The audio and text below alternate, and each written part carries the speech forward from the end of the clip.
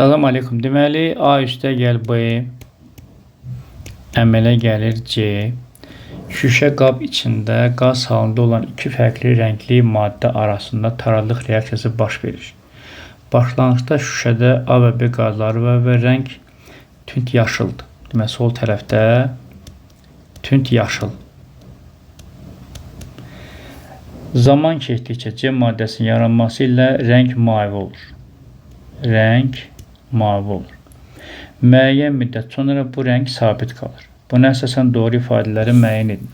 Rəngin dəyişməsinin sabit qalması sistemin tarlığa çatdığını göstərir. Bəli, əgər mavi alınıbsa, ondan sonra daha dəyişmirsə, mavi alınır və daha dəyişmirsə, daha tarlıq yaranıbsa daha.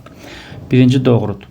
Tarlıq anında düzünə reaksiyanın sürəti əksinə reaksiyanın sürətindən böyük olur. Tarlıq anında düzünə və əksinə birinə bərabər olur. Ona görə tarlıqdır.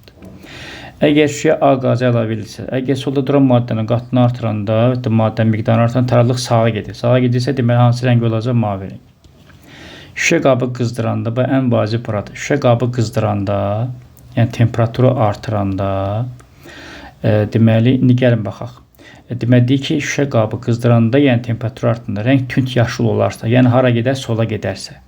Temperaturu artıranda sola gedirsə, biz bilirik ki, temperaturu artıranda hara gedir? Mənfiyə gedir də.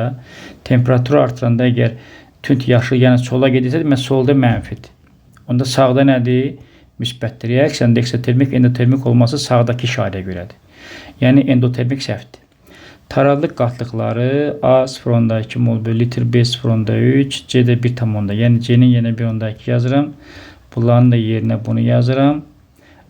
Bu da eləyir 1,2 bölü 0,2 bölü 0,3. Bu 20 eləyir. Bu da doğrudur. Sistemin temperaturu dəyişən. Taralıq sabiti temperaturdan və təbiətdən asılıdır. Temperatur dəyişəndə niyə taralıq sabit dəyişməsin ki? Ona görə doğru cavab 1,5 olacaq.